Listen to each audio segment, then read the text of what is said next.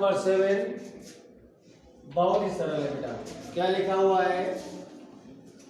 आधारभूत आनुपातिकता प्रमेय का प्रयोग करते हुए सिद्ध करो कि एक त्रिभुज की एक भुजा के मध्य बिंदु से होकर दूसरी भुजा के समांतर खींची गई रेखा तीसरी भुजा को समविभाजित करती। बहुत ही आसान क्वेश्चन है, ध्यान समझेंगे। आधारभूत आनुपातिकता जो प्रमेय है वो प्रमेय कहती है यदि किसी त्रिभुज की एक भुजा के समांतर अगर त्रिभुज की अन्य दो भुजाओं से के अलग अलग बिंदुओं से एक समांतर रेखा खींची जाती है तो वह अन्य दो भुजाओं को एक ही अनुपात में विभाजित करती है। अर्थात AE upon AD upon BD और AE अपान EC। ओके बेटा, लिखेंगे AD upon BC equal to AE upon EC। ये हमें पता है आधारभूत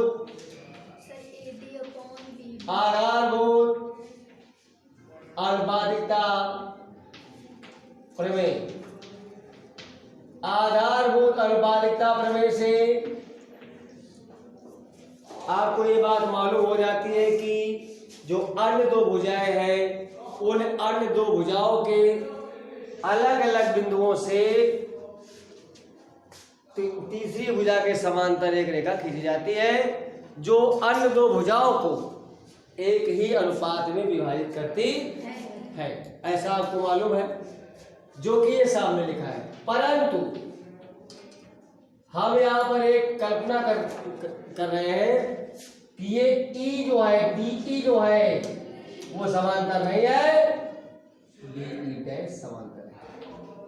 कौन सी बेटा? DE dash. माना DE डैश समांतर है BC। ओके बेटा, तो जब ऐसा है, अभी ये रेखा इसके समांतर थी तो ये समानुपात में विभाजित करती थी। अब जब ये रेखा समांतर है इस रेखा के तो ये रेखा इन दो रेखाओं को समविभाजित करेगी एक ही अनुपात में। नहीं बात समझ में आई?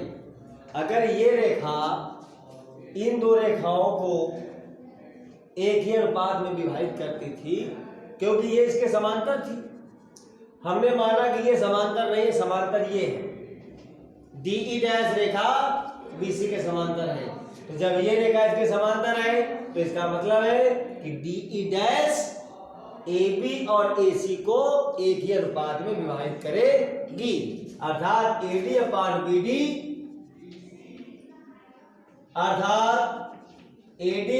BD is equal to AE dash upon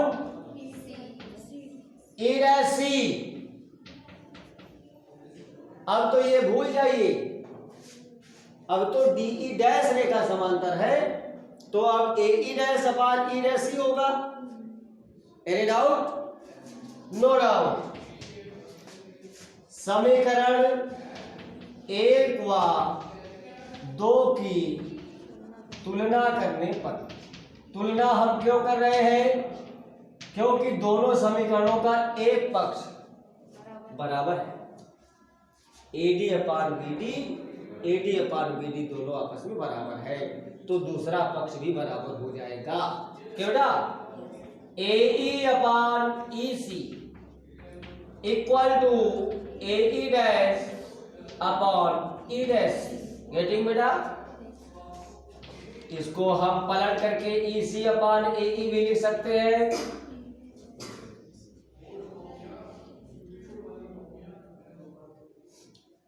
लिख सकते हैं कि नहीं? है? नहीं पलट मत लिखो, दोनों पक्षों में एक जोड़ दो, दोनों पक्षों में एक जोड़ने पर बेटा एक जोड़ दो।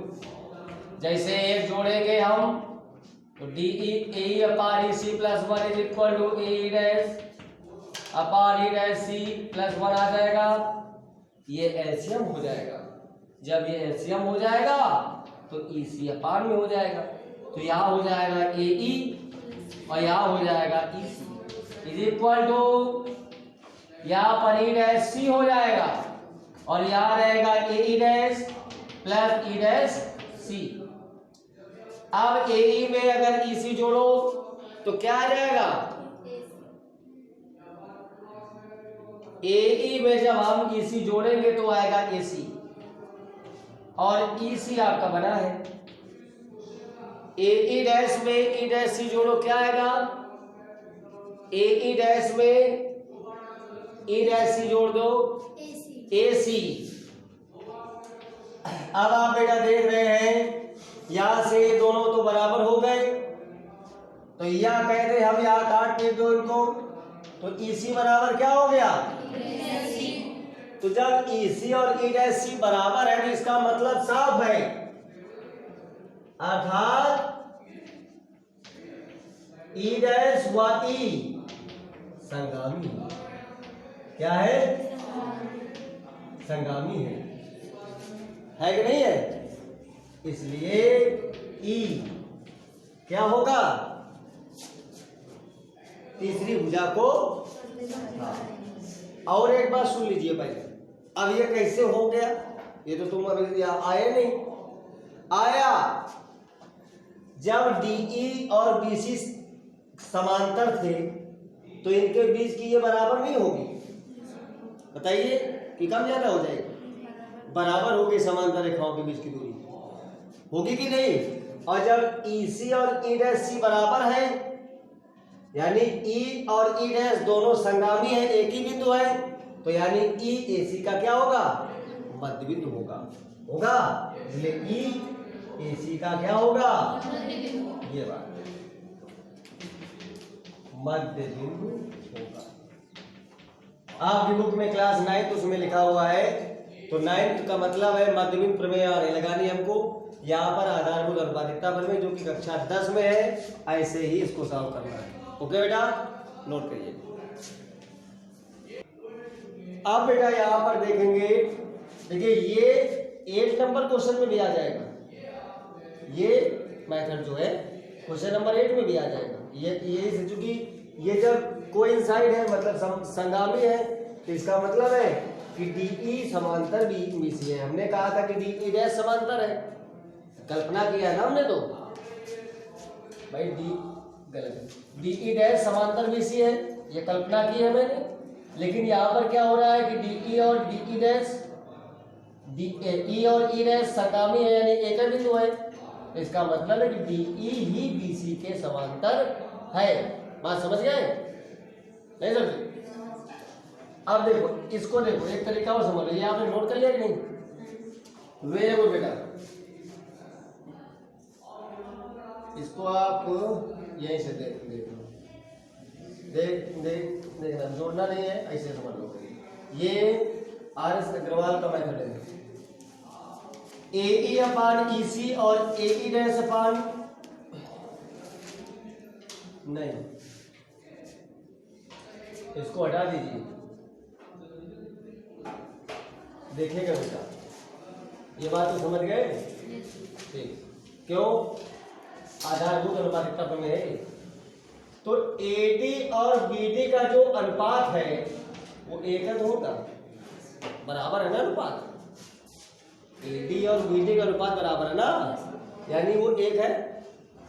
अच्छा, चूंकि ये आपके सामने लिखा हुआ है AD upon BD equal to AE upon EC equal to क्या है?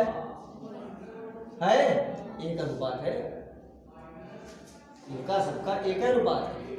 समानुपात का मतलब एक ही अनुपात। तो जब ये इसके बराबर हो गया बेटा, इसको बंद कर दो, तो AD क्या हो जाएगा? ये दोनों बराबर हो गए, इसको बंद कर दो तो क्या आ जाएगा? हो जाएगा कि नहीं? AE और EC जब ये बराबर हो गए तो E क्या हो जाएगा? बताओ, E क्या होगा? AC का क्या हो जाएगा? बस हो गया, और आसान हो गया। हो गया कि नहीं हो गया? समझ गए नहीं समझ गए? डायरेक्टली हो गया और कोई गलत नहीं होता है। नेक्स्ट वन, 8 नंबर को ऐसे समझ लीजिएगा।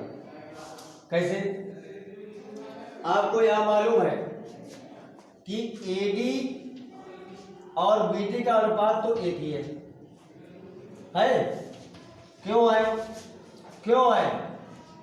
क्योंकि डी ए बी का मध्य बिंदु है। ये क्वेश्चन में आपको दिया गया, पढ़िए चाहे पढ़िए। है तथा है ए और ईसी का अनुपात भी एक होगा। क्यों होगा? क्योंकि ई एसी का मध्य बिंदु है कि नहीं है? अच्छा, अब देखिए, अब इन दोनों समीकरणों को देख लो। समीकरण 1 व 2 से तुलना कर रहे हैं तो एडी अपान बीडी और एई अपान जब ईसी लिखोगे, अगर एक रेखा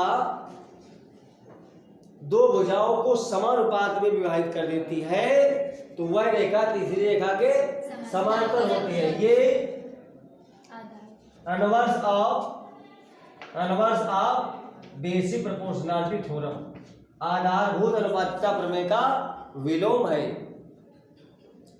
दो प्रमेय पढ़े ना आपने, अनुपातिकता प्रमेय और अनुपातिकता प्रमेय का विलोम। तो ये विलोम लग रहा है कि अगर एक रेखा उसकी अन्य दो रेखाओं को एक ही अनुपात में विभाजित करती है तो वह रेखा तीसरी रेखा की समांतर होती है। ये विलोम है। तो ये एक अनुपात में कर रही है, इसलिए कह सकते हैं कि DE इज पैरेलल टू ये BC। ओके, ये आपका 8वां क्वेश्चन हो गया। अब आप 9 नंबर क्वेश्चन की ओर आइए। क्वेश्चन नंबर 9 में लिखा हुआ है ABCD एक समलंब चतुर्भुज है। कैसा चतुर्भुज है बेटा? समलंब है।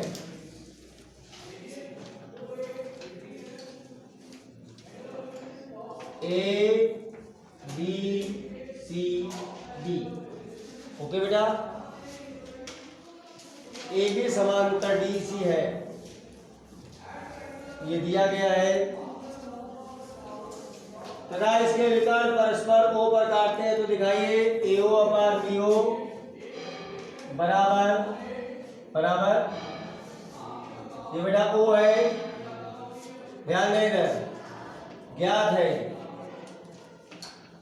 है AB और CD समांतर है। ओके बेटा, रचना एक सिद्ध करना पहले वो लिख ले।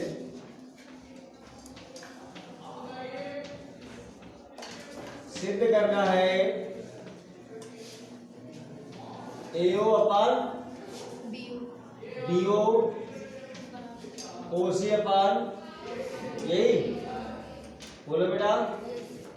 रचना करेंगे, इसके समांतर रेखा बना लेंगे। OE समांतर AB समांतर BC। ओके बेटा, ठीक है। ये समांतर चतुर्भुज है, ये दोनों समांतर है और ये इसके समांतर किया तो ये इसके भी तो समांतर होगी। बस ऊपर देखिए, त्रिभुज ADC में देखिए, इस रेखा के ये समांतर है तो समानुपात हो जाएगा। AE upon DE equal to AO upon, क्यों? बेसिक प्रोपोर्शनलिटी थ्योरम, थेल्स प्रमेय, ठीक है। तथा त्रिभुज ABD में देखिए बेटा, ABD में तो इसमें भी AB AE अपान DE बराबर OB अपान OD हो जाएगा। अरे ये त्रिभुज देख रहे हो, समझ में आ रही बात की नहीं है? पहले ये त्रिभुज लिया, this upon this equal to this upon, अब ये त्रिभुज देखो, this upon this equal to this upon this. बात समझ गए कि नहीं? दोनों समीकरणों की तुलना कर दो, 1 व 2 की तुलना करने पर, जैसे 1 व 2 की तुलना करोगे तो ये दोनों इक्वल होंगे, तो ये भी इक्वल हो जाएगा। वो भी इधर ले आओ, उसी को यहाँ कर दो, उसी इधर ले आओ बेटा। ओके, यही प्रूफ करना था। ठीक 10 नंबर ऐसा ही है, ABCD एक समलंब चतुर्भुज दिया गया है, तो उसमें आपको ये चीज सिद्ध करनी है, यही वाली, समझ गए? ऐसे नहीं, समलंब चतुर्भुज सिद्ध करना है। AB और CD एक चतुर्भुज है, इसमें ज्ञात है आपको, ज्ञात क्या है? OA upon OB equal to OC upon, ये बेटा आपको ज्ञात है, उसमें तो सिद्ध करना है। हाँ, ABCD एक ये ABCD एक समलंब चतुर्भुज है। रचना इसमें देखिए, एक इसके समांतर हम रेखा बना रहे, OA समांतर हमने किया है AB। ओके बेटा, समझ गए? अब उत्पत्ति देखिए, ज्ञात क्या है? OA upon OB equal to OC upon, ये आपको ज्ञात है, ज्ञात है कि नहीं? ज्ञात है, ध्यान रखिएगा ये। और यहां पर ध्यान दीजिए, त्रिभुज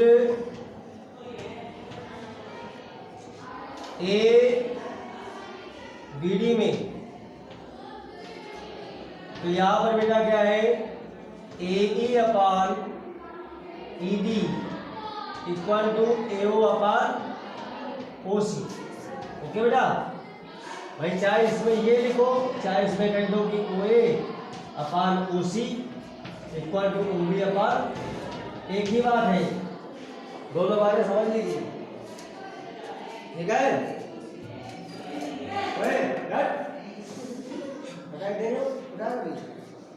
यार वीडियो करना समझ नहीं आती बात।